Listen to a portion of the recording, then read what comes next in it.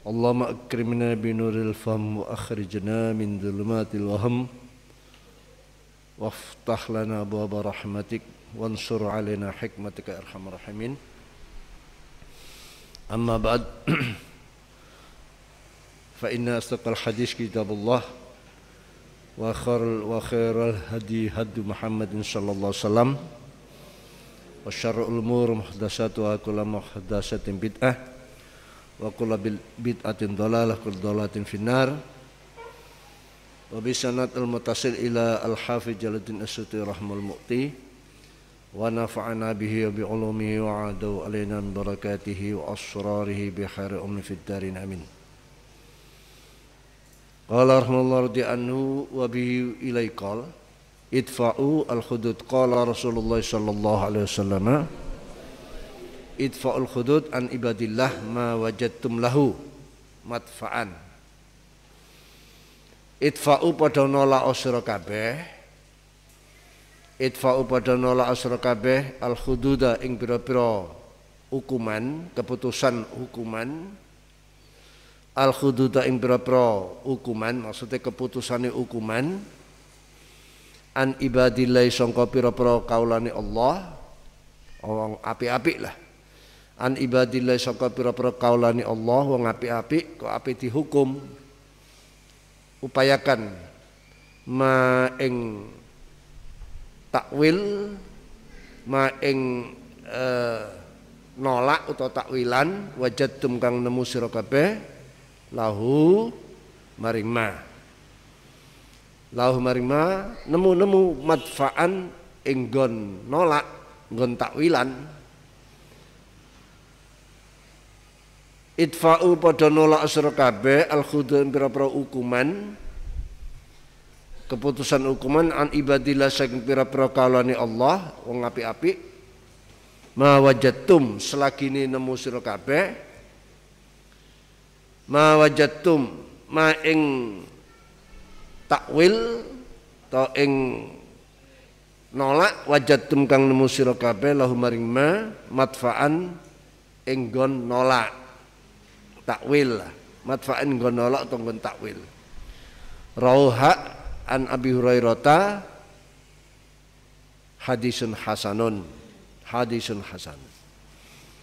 Jadi hadis ini menerangkan kalau ada orang baik, orang soleh kok dia terkena masalah hukum, perjuangkan, tolong perjuangkan, cari mungkin ada lubang-lubang alasan-alasan sebagai takwil daripada tuduhan-tuduhan atau delik tuduhan yang dituduhkan pada orang-orang baik tadi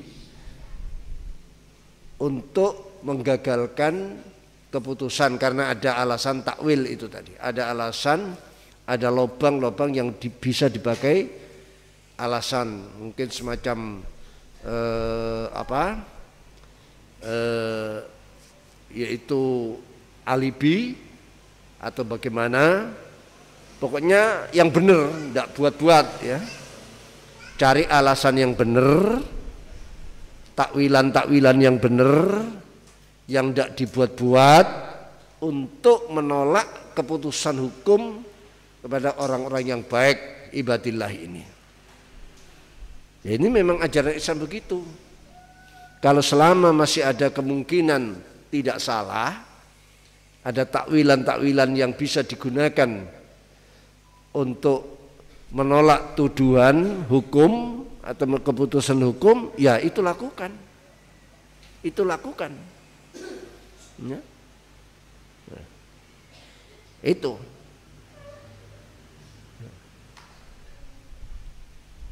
Karena ini juga mengandung pengampunan dan merahasiakan aurat seorang yang baik, menutupi celah, menutupi cacat, menutupi aurat orang-orang baik. Menutupi cacat orang baik itu dianjurkan. Menutupi cacat orang baik dianjurkan. Orang baik kok lalu dituduh ini melakukan itu. Kalau masih ada alasan untuk lepas, untuk aman dari tuduhan, tapi alasannya betul-betul benar, lakukan itu. Karena perlakuan itu adalah merupakan bentuk upaya untuk pengampunan ya, yang dianjurkan oleh agama, juga menutup cacat kejelekan orang lain. Wong kita tahu umpama teman kita melakukan kejelekan, yang tahu sampean, ya ini sebaiknya jangan diungkap, tutupi, gitu. Dengan harapan kalau kejelekan itu ditutup, pelakunya bisa tobat, bisa sadar, ya, karena ditolong, tidak disebarkan cacatnya, tidak disebarkan kejelekannya. Kan gitu hadis, man satara aurata akhihi satarallah auratahu yaumil qiyamah. Barang siapa yang menutup cacatnya saudaranya, maka dibalas oleh Allah, akan dilindungi, dia tidak dibongkar cacatnya. Ya, itu. Kecuali orang yang sudah ugal-ugalan, sembrono, terang-terangan melakukan dosa, melakukan kejelekan. Melakukan kejelekan kok dimasukkan koran olehnya sendiri, dibuat berita, diceritakan ke teman-temannya, lah ini sudah hilang kehormatannya. Ya, artinya kalau sudah hilang kehormatannya, kita menceritakan ya sudah, tidak apa-apa, wong dia sendiri sudah merusak kehormatannya sendiri. Ya. Nah, ini termasuk apa yang terjadi di televisi, apa itu silet, apa itu pokoknya yang membongkar rahasia rumah tangga, istri menceritakan kejelekan suami menjelekan teman, ini berlawanan, ini bukan ajaran Islam. Kecuali mereka sudah terang-terangan melakukan itu, tidak punya malu, ya, jadi sudah tidak ada kehormatan baginya. Jadi kalau diceritakan ya sudah tidak ada kehormatan. Ya, jadi itulah Islam. Kalau bisa memang kedamaian, ya, damai, tenang, tentrem, tidak ada kericuan, tidak ada kegaduhan gara-gara pemberitaan. Tapi zaman sekarang sudah terbalik, justru berita-berita aurat itu menjadi penghasilan, termasuk menjadi salah satu untuk menghasilkan recehan, menghasilkan uang, menghasilkan kekayaan. Sekarang berita-berita itu kan begitu. Yang kira-kira ada kegaduhan, ada keributan, wah dikejar dia, kejar agar dia mendapatkan berita itu. Kadang-kadang beritanya tidak kuat, tidak sahih, sudah diberitakan saja agar dia mendapat nilai, ada poin yang dia dapatkan. Ini zaman sekarang, maka jadi wartawan sekarang ini harus hati-hati. Jadi pengacara juga harus hati-hati, sembarang orang salah dibelani, padahal orang ini betul-betul salah dan sudah tidak ada alasan lagi untuk diselamatkan, tapi dicari-cari dengan buat-buat, dengan mengada-ada. Nah ini tidak benar, ya, tidak benar. Riwayat Ibnu Majah dari sahabat Abu Hurairah radhiyallahu. Begitu juga hadis ini diriwayatkan oleh Imam Tirmidzi. Hadis ini hadis hasan. Hadis ini hadis hasan. Ya, maksudnya sama dengan hadis-hadis kemarin, agar kita menggagalkan orang-orang yang takwa, artinya jangan sampai mereka kejatuhan hukum atas kekeliruan yang mungkin tidak sengaja, ya, kekeliruan yang karena terpleset lidahnya, terpleset melakukan sesuatu, ini bela mereka. Kalau bisa hukumannya dihindarkan. Wa bi ilaikal qala Rasulullah sallallahu alaihi wasallam,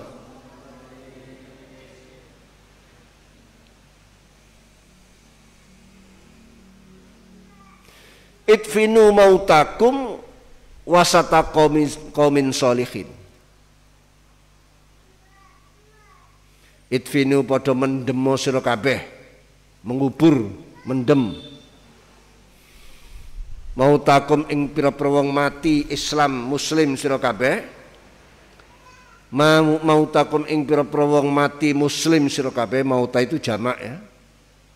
Mautakum ing pira-pira wong mati muslim sira kabeh, wasata qaumin ing tengah-tengahe kuburane kaum, wasata qaumin ing tengah-tengahe kuburane kaum sholihina kang padha saleh-saleh, sholihina kang padha saleh-saleh.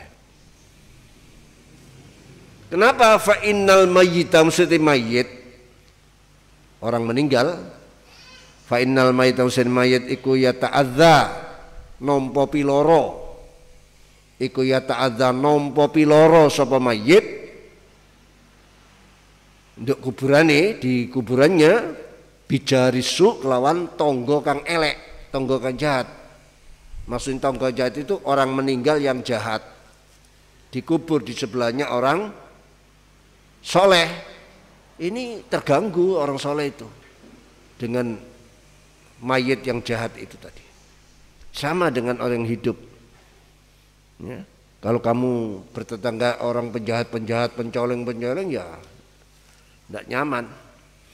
Kama yata'adza kaya oleh tompo piloro, kama yata'adza kaya oleh tompo piloro sopal hayyu wong kang urip, kama yata'adza kaya oleh tompo piloro sopal hayyu kang urip, bijarisu kelawan tangga kang elek, bijarisu kelawan tangga kang elek. Rauh lam an Abi Hurairah, an Abi Hurairah disebutkan hadis ini hadis yang dhaif, tapi betul sahih, maknan khaitul makna, dan banyak dibuktikan ini. Ulama soleh-soleh dulu, ulama mina aulia al-arifin, ulama yang baik-baik banyak menceritakan kejadian-kejadian orang yang meninggal dunia, baik melalui mimpi atau melalui apa.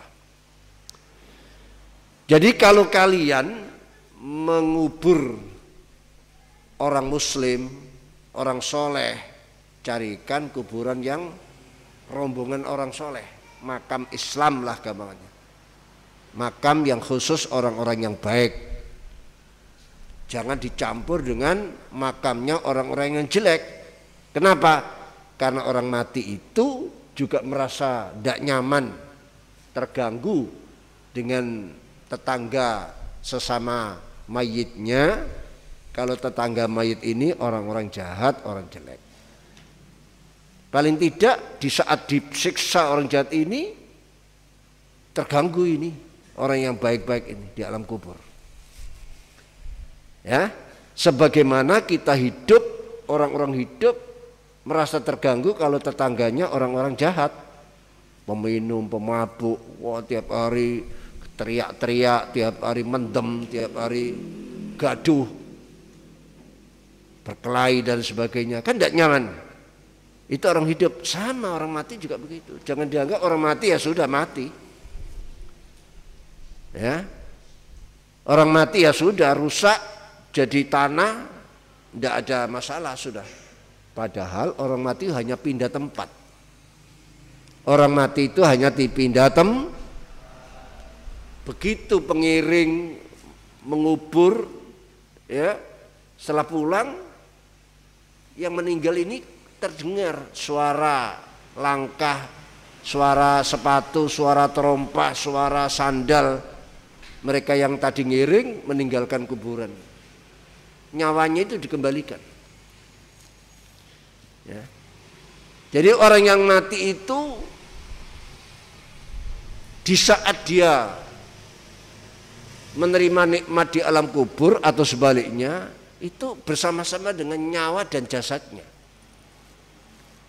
Walaupun sudah berpuluh-puluh tahun, Walaupun tinggal hanya tulang ekor, tulang kodok istilahnya, tetap nyawa ini akan masuk di situ, akan ya bersama itu. Manakala ada kiriman Fatihah, nyawa, ruh dan jasad yang sisa itu atau masih utuh ya, kan ada jasad-jasad yang orang sudah 10 tahun, 20 tahun masih wungkul, utuh. Itu karena di dunianya banyak melakukan kebaikan-kebaikan. Orang-orang semacam ini kalau tidak salah ada 13 macam orang yang memang dijanjikan walaupun sudah meninggal jasadnya masih lengkap. Bahkan ada sebagian sahabat itu yang sudah dimakamkan sekian lama ya, lalu jasadnya ini kena benda apa gitu, ini masih mengeluarkan darah, padahal sudah lama dimakamkan. Itu ada.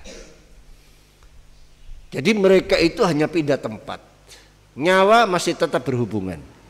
Walaupun nyawa tempatnya di langit yang ketujuh, di aras misalnya, tempat langit ketujuh, dia nyambungnya dengan jasad yang di bumi lebih cepat daripada kedepan mata, kejapan mata. Kalau ada orang uluk salam, assalamualaikum dara qaumil mukminin. Kalau kamu ke ziarah, kalau Jumat kan memberikan salam. Iya. Lewat kuburan memberikan salam apa? Gurauan apa? Malah saling apa? Melaknat. Kan di sini disunatkan kalau kamu melewati makam atau kuburan sampaikan salam, assalamualaikum dara qaumil mukminin wa inna insyaallah bikum lahiqun. Dia mendengar dan jawab. Nah, kalau mendengar jawab berarti roh dan jasadnya itu. Ya, makanya kalau kirim Fatihah kabar orang mati jangan disebut rohnya saja. Kasihan jasadnya. Wong waktu hidup bekerja, berbuat, beramal itu roh dan jasad. Kamu sekarang ngaji, itu ruhmu dan jasadmu. Lalu kamu waktu di alam kubur yang dikirimi hanya rohnya saja, kan kasihan jasadnya. Waktu hidup itu bersama-sama. Nah ini adalah faham daripada akidah Ahlus Sunnah wal Jamaah. Lah sedangkan yang memahami hanya roh saja sampai Fatihahnya hanya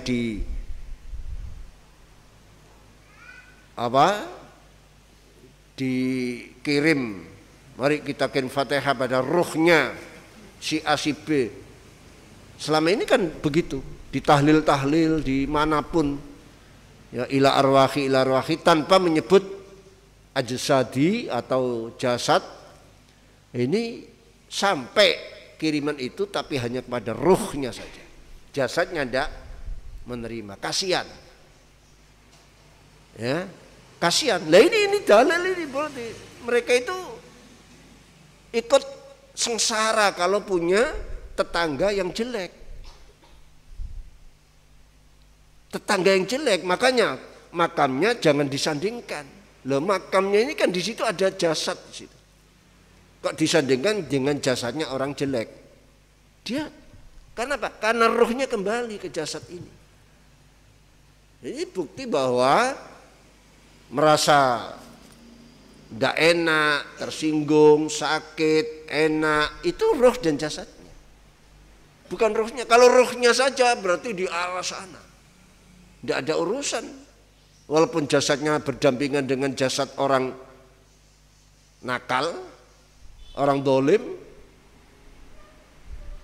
kalau memang itu yang nerima hanya rohnya saja, tentu tidak terganggu rohnya. Rohnya di atas sana, rohnya orang jahat kafir itu di bawah lapis 7 sana, tidak terganggu. Tapi ternyata hadisnya akan terganggu. Kenapa? Ya karena memang roh jasadnya ini terus nempel, walaupun tempatnya di langit ketujuh, tapi nempelnya secepat kilat, lebih cepat daripada sinar, lebih cepat daripada apa yang, jadi nyambung terus. Jadi kamu baca assalamualaikum ya Muhammad, assalamualaikum ya Rasulullah, Itu Rasulullah dimanapun kamu baca, Rasulullah menjawab, ya ruh dan jasadnya. Karena orang-orang Mu'tazilah yang mengandalkan akal rasionalnya, itu menganggap orang yang meninggal dunia itu sudah tidak ada urusannya dengan jasad. Jasadnya akan rusak, lebur, jadi tanah, rohnya yang masih tetap. Itu akal mereka, menggunakan akal. Ya memang kalau kamu membuktikan, ya memang rusak dia. 10 tahun coba dibongkar itu kuburan, mayat sudah mungkin sudah tinggal tulang-tulang atau bahkan habis. Memang bukti begitu. Tapi ahli sunnah wal jamaah memahami, walaupun sisa tulang kodok itu tidak bisa hancur. Dan disitulah nanti waktu yaumul ba'ats, hari kebangkitan, ya dari ini ditumbuhkan dari tulang kodok ini, hidup lagi manusia. Jadi sekarang kalau kirim Fatihah atau berdoa, jangan ila ruhi saja. Kalau itu disebut tambahi wajah sadi siapa? Ila ruhi Muhammad wajah sadi, atau ila ruhi wajah sadi Muhammad misalnya, ila ruhi wajah sadi Utsman misalnya, atau langsung disebut Al-Fatihah ila Pak Utsman. Nah, berarti sudah ruh dan jasadnya. Kalau ila ruhi Utsman, kasihan jasadnya, nyampe tapi kasihan jasadnya. Waktu hidup bekerja dan bekerja sama ini, mati pun tetap terus berhubungan. Itulah faham ahli sunnah wal jamaah. Ini buktinya hadis. Orang mati pun masih bisa merasa terganggu dengan tetangganya yang mati yang tidak baik. Itu ruh dan jasadnya. Yang kedua, hadis ini memberikan faham bolehnya seorang yang soleh manakala sudah terlanjur dimakamkan di makamnya orang-orang yang toleh, yang tidak baik, ya sudah kadung mengubur orang baik di tengah-tengah makamnya orang yang tidak baik, itu bisa dipindah. Kenapa? Menghindari rasa sakit itu tadi, rasa terganggu itu tadi. Ya ini hadisnya. Jadi orang-orang yang baik kok ternyata dimakamkan di tengah-tengah kuburan orang-orang yang tidak baik, itu bisa dipindah ke tempat kelompok orang-orang yang baik. Ya kalau bisa sebelum dikubur carilah kuburan yang baik-baik orangnya, daripada nanti sudah dimakamkan dibongkar lagi, dipindah lagi. Ini hadis seperti itu, ya penjelasannya. Ya, hadis ini penjelasan seperti itu. Kenapa? Karena kuburan itu termasuk manazilul amwat, tempat tinggalnya orang-orang yang meninggal. Sama dengan kita, rumah-rumah kita, orang hidup ya ini, bertetangga dan sebagainya. Jadi apa yang dialami orang hidup juga bisa dialami oleh orang yang meninggal dunia. Hal ini terbukti banyak para aulia al-as-solihin melalui mimpi ketemu dengan orang yang sudah meninggal, ditanya bagaimana keadaanmu, alhamdulillah begini. Ada yang bagaimana keadaanmu, aduh saya bertetangga dengan orang ini rasanya sudah tidak kerasan saya dan sebagainya. Itu banyak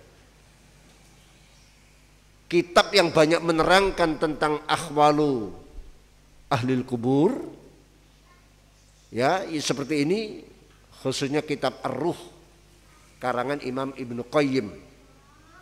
Itu banyak diterangkan. Ibnu Qayyim itu dikenal anti apa ya, dikenal anti tawassul lah. Tapi kitabnya menerangkan tentang mimpi-mimpi itu dan banyak kenyataan.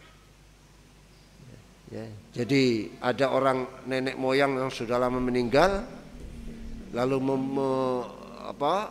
cucunya ini diimpeni, suruh menggali pojok rumahmu itu dulu saya meninggalkan harta karun misalnya, ya sudah ratusan tahun lah, sekarang coba digali di situ. Itu anaknya, cucunya itu mendapat mimpi seperti itu. Dan digali kenyataan ada. Itu dalam kitab Ar-Ruh diterangkan. Diterangkan. Ya. Itu.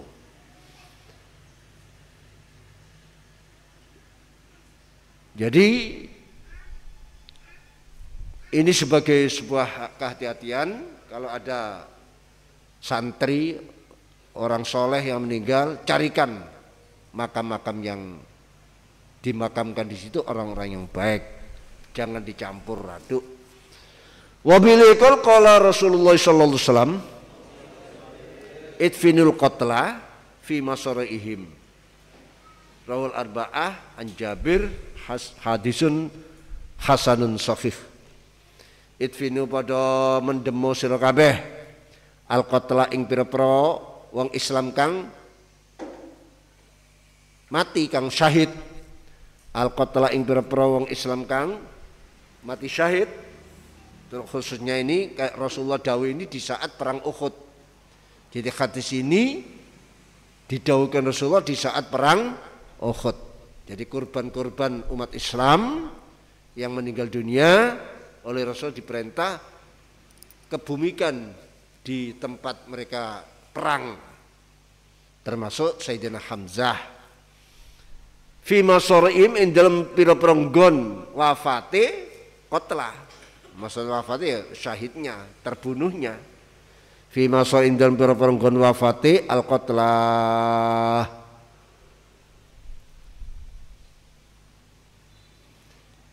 Khususnya ini hadis ini kan menerangkan pejuang-pejuang mujahid-mujahid muslim manakala perang dengan orang kafir dan terbunuh maka makamkan di tempat dia berjuang. Contohnya seperti paman Rasulullah SAW Sayyidina Hamzah perang di perang Uhud terbunuh. Ya, kan panjang itu ceritanya itu. Akhirnya dimakamkan di situ. Waktu itu sahabat-sahabat lain menginginkan mau dimakamkan di Baqi'. Baqi' itu memang makam khusus antara lain para sahabat-sahabat. Dan sekarang umat Islam yang punya keistimewaan bisa di Baqi' sana. Baqi' itu makam yang luas di sebelahnya Masjid Nabawi. Ya, sekarang sudah nyambung itu dengan Baqi'. Ini maunya dipindah sana, dimakamkan dipakai oleh Rasulullah. Jangan, sudah makamkan di Uhud sini. Di sini tempat beliau terbunuh, mati syahid di Uhud. Uhud itu apa? Gunung. Jamak dari Ahad, artinya gunung yang banyak. Maka disebut Uhud.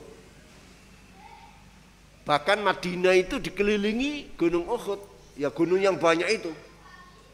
Nah, cuma Uhud yang tertentu, Uhud yang digunakan perang, yang dikenal dengan perang Uhud. Jadi kamu kalau haji atau umrah, kan sing kepingin, kalau kamu haji atau umrah, kurang, gak patek kepingin. Ya kalau kamu dikehendaki oleh Allah bisa haji atau umrah, jangan lupa ziarah ke Sayyidina Hamzah di Uhud. Ada itu nanti apa seperti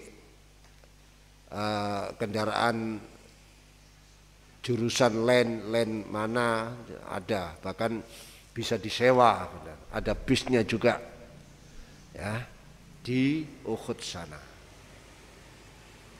Itulah bukti bahwa tempat terbunuhnya beliau-beliau mati syahid itu juga tanahnya rindu menginginkan agar para syuhada itu dimakamkan di tempatnya di mana beliau-beliau ini terbunuh. Jadi tempat ini bisa minta usulan. Selama kamu bisa ngaji dan mau ngaji di tempat ini, wah senangnya tempat ini doa. Tapi kalau kamu tidak ngaji atau ya nangis, tanah ini nangis. Jadi kamu dudui, kamu gunakan untuk zikir, kamu gunakan untuk ngaji itu wah senang bahkan mendoakan kalian ini. Nah, ini ya. Jadi ini termasuk Rasulullah juga menghargai, mengingat tanah yang ditempati untuk perang ini juga diberikan haknya, diberikan bagian kebanggaan di situ. Wa bi ilaikal udmani wallahu alam bissawab. Subhanakallahumma bihamdika asyhadu an la ilaha illa anta astaghfiruka wa atubu ilaik. Subhanakallahumma bihamdika asyhadu an la ilaha illa anta astaghfiruka wa atubu ilaik. Subhanakallahumma bihamdika asyhadu an la ilaha illa anta astaghfiruka wa atubu ilaik. Subhana rabbika rabbil izzati amma yasifun wa salamun walhamdulillah. Ya Rabbana tarafna bi annana tarafna wa annana asrafna ala ladha ashrafna fatub alayna tawbah taghsil li kulli hawbah واستر لنا العورات وآمن الروعات واغفر لوالدي وموتنا والآل والإخوان وسائر الخلان وكل ذي محبة أو جيرة أو صحبة والمسلمين أجمع آمين رب اسمع فضلا وجودا منا لا باكتساب منا بالمصطفى الرسول نحظى بكل سول صلى وسلم أي عد الحب وآله والصحب عدد تسسب والحمد لله في البدء اشتد أزمة تنفرج قد آذن ليلك وظلام الليل له سرج حتى يغشى نحن بالله عزنا والحبيب المقرب بهما عزنا إن ومنسب كل من رمض لنا من قريب وأجنبي سيفنا فيه حسبنا الله والنبي. وعليكم ورحمة الله وبركاته.